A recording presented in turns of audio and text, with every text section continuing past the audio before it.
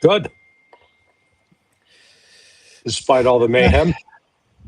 Yeah, it was worse. It's worse today than yesterday. Remember yesterday we were talking about they've lifted the sanctions. So the US lifted the sanctions waiver that was part of the MOU on Iranian oil and petrochemicals, and we were wondering would there be more strikes, or would that be the end of it? And then they struck Iran, and then they struck him again today, despite Iran not striking ships today. So I thought today Iran did not strike any ships at the Strait of Hormuz. I'm like, okay, maybe the US would delay their strikes. But they did not. They struck Iran. They struck multiple locations. Stephanie, you could show that map we were showing earlier with all the locations, but it included Bushehr, Bandar Kangan, Bandar Abbas, Bandar Lenge, Abu Musa Island, the one that contested with the UAE, Qashem, Sirik, Qashem Island, Jask, Konarak, and Shabahar. All of it, as you can see, is on the coastline. All of them are similar targets they've struck before. Some of them are new since the ceasefire, but all targets that include the radars, the missile launchers for the anti-ship missiles, the ships, the small attack boats, etc. So all that happened while Trump also said that the MOU, according to him, is dead. And there's a report by CNN that, according to an official, the ceasefire with Iran has at least temporarily ceased, according to U.S. officials speaking to CNN. So that's where we're at now. The attacks have stopped. Now all eyes are obviously on Iran to see how they'll retaliate. What's your initial reaction? Well, the United States has violated the MOU, and I think the Iranians are goddamn crazy if they continue with it. Simple. They need to pull out of the MOU, and they need to begin an unrestrained missile bombardment of Israel and U.S. bases. Why would they strike Israel, though? Israel was not part of these attacks because of Lebanon? Oh, yeah, because of Lebanon. And how do you know Israel isn't part of these attacks? How do you know that the planes are not coming out of Israel? You don't. Possibly. No, we haven't had the Iranians haven't mentioned Israel either. So they've just been blaming the U.S. So why do you? The U.S. is there for only one reason: Israel. You've got to destroy the military capability, and U.S. has got planes based in Israel. Last I checked. Yeah. By the way, in terms of planes in Israel, some of them have gone from Ben Gurion. Just reminded me. I saw a report earlier today. Three of these planes went from Ben Gurion to, I don't know if it's the one in Bahrain or Kuwait. I'll have to check it. But some of their planes were going. So I've saved it because I know we talk about it a lot. The military movements. Let me see if I can find it. So. I'll find it, but there were some of them that were moved to. So some aircraft moved from Europe to the region. So there's been some military maneuvering done to prepare for potentially more strikes. Let me see if I can find it. I'll find it and mention it to you. But yeah, some of it came from Ben Gurion to the Gulf and so closer to Iran, I think Qatar or Bahrain. And some of it came from Europe into the Persian Gulf as well. So just a bit of a military buildup. Now, there's a lot of equipment still there, but thought it's worth mentioning. Yeah. Yeah, no, I mean, look, Iran's got to figure out it keeps getting played. I know there are a number the Iranians on the ground and Americans on the ground, for that matter, in Iran for the funeral. They're reporting the people are chanting for revenge. So there is quite a bit of anger directed at Arachi and Ghalibaf for being too soft, too conciliatory to the United States and the West. So I think this thing's going to heat up. So I found the source, by the way. This is the satellite imagery to show the aircraft that moved from the 6th, so 3 days ago. Another 17. So if you click on the one under it, click on the one under it first. No, take out of the image, go out of the image. And click on the tweet under it. Click on the tweet, not the image, just the tweet. There you go. Click on the tweet there. Just say it. So click on that. Okay. So this one shows nearly 15 U.S. Air Force aerial refueling aircraft have left Ben Gurion Airport in central Israel and been redeployed to other regional bases, including Al Udeid Air Base in Qatar. Around 47 tankers are still stationed at the airports as of yesterday.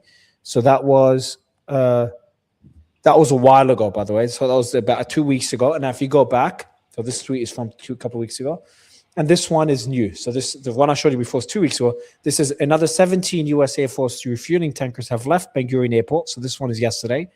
Well, it was published yesterday from 3 days ago. The satellite images from 3 days ago. And went to Qatar as well, bringing the total number of U.S. Air Force tankers that have departed the airport to 32. And there's 32 that are still left in Ben Gurion Airport. Yeah. So just thought I'd show you that. I'm not sure whether. Go ahead. Well, those aircraft are facilitating the attacks on Iran. They need to be destroyed. From Iran's standpoint. So Iran could also just another strategy by Iran is just wait it out, because their biggest leverage is the Strait of Hormuz, and that's the biggest pain point they have. So if they keep all this is, in my view, Trump lashing out because of Iran striking ships going through the Omani side, so they control the Strait of Hormuz. So all that Iran needs to do is just keep doing that. That's probably their biggest lever. Obviously, they can escalate. They can keep attacking American bases, but I think the Strait of Hormuz causes more damage than the strikes on the American bases that are already heavily damaged. Or strike the Gulf, which I don't think we're at that stage yet. Why is it either or? Why are you presenting that as an either or? You can do both at the same time.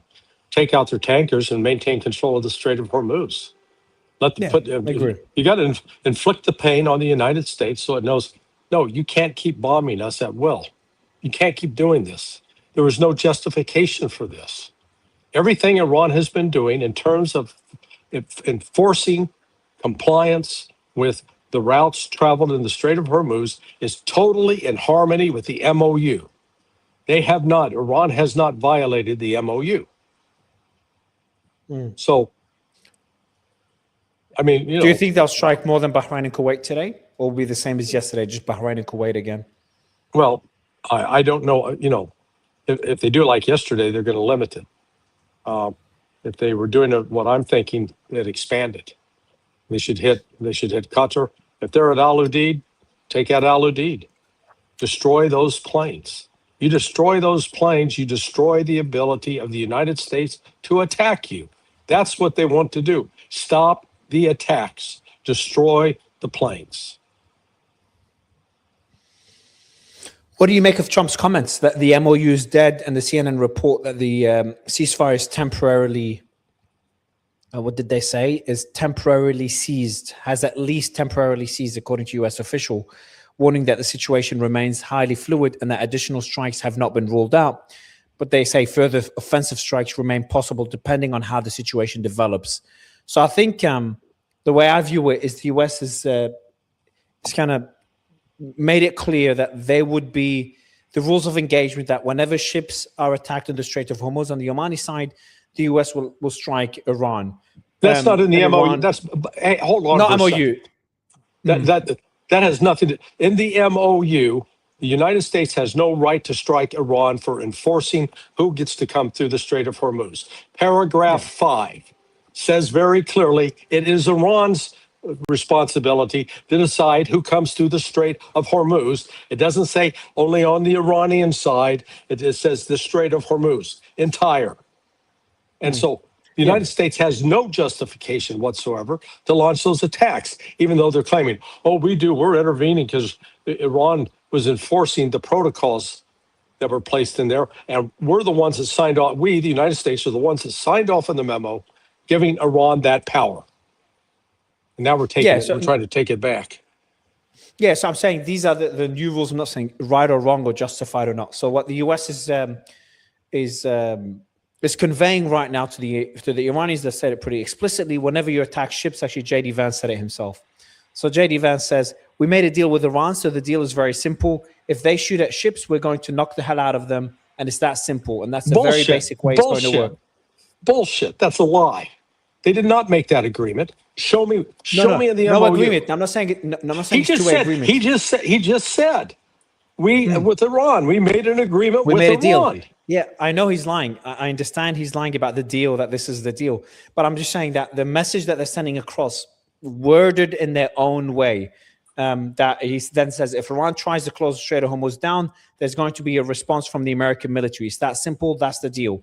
I know there's no deal that says that, but I'm saying this is what the Americans are saying to the Iranians right now, and delivering on those words is that whenever the Iranians strike ships, the Americans strike Iran. That's been happening for the last few weeks, but now they're going to be striking them more extensively. The Iranian response has been through these entire weeks up to today, has been striking back to the American bases in Bahrain, Kuwait. So these are the rules of engagement we have so far. Not sure if that's going to change. You're forgetting one thing. Yesterday, Iran also launched the ship anti-ship missiles. Anti-ship missiles, yeah. According to Trump, 111. Okay. I guarantee you, some of those missiles hit the ships. That's why Trump reacted the way he did today. But I don't know if it's 111 missiles. He said missiles, but it could have been 111 projectiles. Because the reports when me... A projectile doesn't fly that far. Drone. A drone, 200 miles, that's probably a maximum range for an Iranian drone, most of the drones. No, they were described as anti-ship missiles. I take them at their word. But Trump, this is Trump's word. It's hard to take Trump at his word. No. Exaggerate things. Iran last night announced that it launched anti-ship missiles at U.S. vessels. So it wasn't just Trump's words. No, they did. They did. I think they did it maybe just after we went live. I think it was during our live. But back then it was, I think the report was 2 or 6. So it was a much smaller attack from these OSINT sources. Well, they didn't say how many they launched. No, not Iran. I'm talking about the OSINT sources that were spotted missile launches. But there was just a handful. If it's 111 actual missiles, yeah, that will be pretty damn significant. But I don't know if Iran, I don't know how Iran would retaliate today and whether they're going to do it any differently than yesterday. And my worry is that if the US keeps this rules of engagement, this new back and forth, Iran strikes a ship, the US attacks Iran. My worry is that because Iran's been relatively restrained so far, will we get to a stage where Iran would respond in a disproportionate way and things change? Because there's been a more significant attack, more extensive attacks, I think 80-something targets according to the Iranians in Bahrain and Kuwait. But it's still Bahrain and Kuwait. It's not the UAE, it's not Saudi, it's not any energy infrastructure, but it's also not any energy infrastructure on the Iranian side. The Americans are striking the same targets they've always struck. They didn't strike anything in Tehran or deep into Iran. They didn't strike, as far as I know, none of the big underground facilities and none of the energy infrastructure as well. So I think it's more aggressive attacks, but similar targets. We don't know what they actually hit. I mean, I wouldn't be so sure that they didn't strike any energy sites. I don't know. The Iranians haven't said. All we know is the geographic locations that they've struck. That's all we know. Yeah, I think the Iranians were talking about what was struck. I think there was 8-9 casualties yesterday. There was a small power outage in one of the cities that was struck today, and similar to what we saw yesterday, we saw power outages. I think cyber attack in Bahrain and Kuwait, but there was a power outage in one of the cities that was struck, but nothing too significant. So it might have been just some damage during the strikes. But there's a strike near Bushehr, but then the video showed it was an air defense battery by the looks of it. I've got some Trump statements for you. Let's just quickly read them. They just came out now. He's speaking on Air Force One. He says on Iran, I'm number 1 on their list before you. But if I go, you go. So perhaps someday you want to change professions. I don't know what he means. Like if he goes, as in they kill him. Then he says, we just hit them very hard. And I say we hit them 20-1. Every time they hit us, we're going to hit them 20. When they hit, we hit back much harder. Then he says, we've already won militarily. They called a little while ago. They want to make a deal so badly. I just don't know if they're worthy of making a deal. I don't know if they're going to honor the deal. That's the problem. Then a reporter asks him, if Iran wants a deal, why do you think they attacked commercial vessels? Trump says, because they're sort of crazy, to be honest with you. They're a little bit out of control, but they want to make a deal badly. Then he criticizes Spain, talks about removing, he's asked if he's going to remove more troops from Europe. He said he hasn't made a decision. And then he says a lot of it depends on Greenland.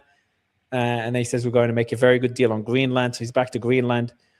By the way, there's something pretty... Okay, this is a bad one.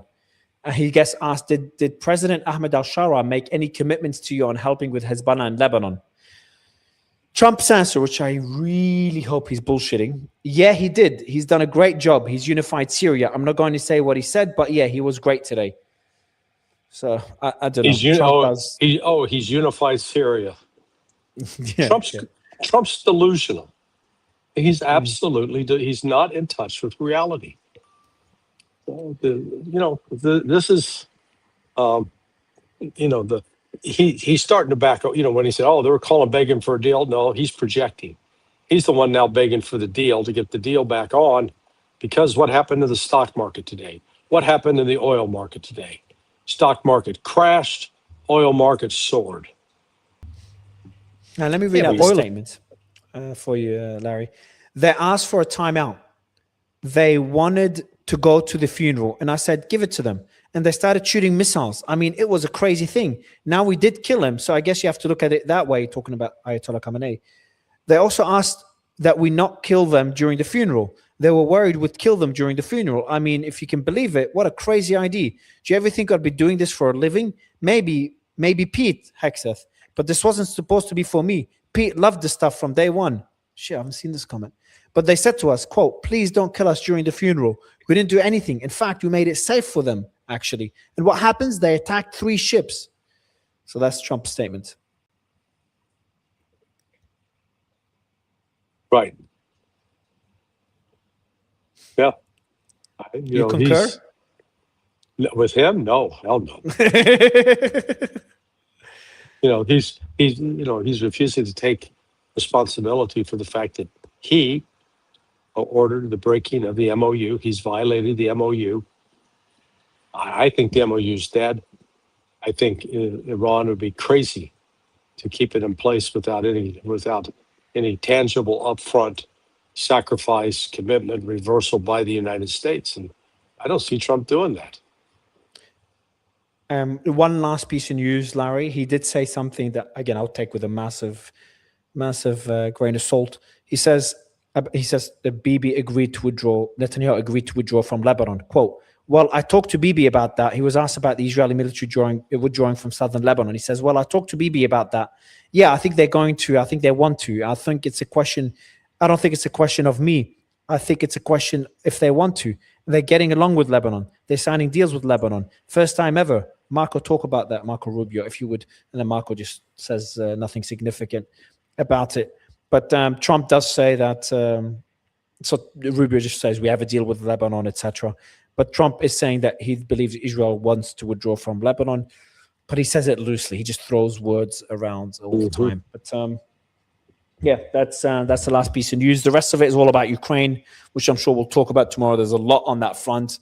The NATO summit, a lot of talk on Ukraine, very significant developments. If that striking of Iran did not happen, there'd be major breaking news in the developments and the statements made about Ukraine, which I've got them all saved for our discussion tomorrow. All right, my friend. All right, Larry. Good chat. Thank you. Way to plow the field. See you, man. Man, the amount of bullshit you have to wade through. I'm going to get you a pair of hip waders. Yeah. It's a lot. All right. Have a good night. Bye. You too.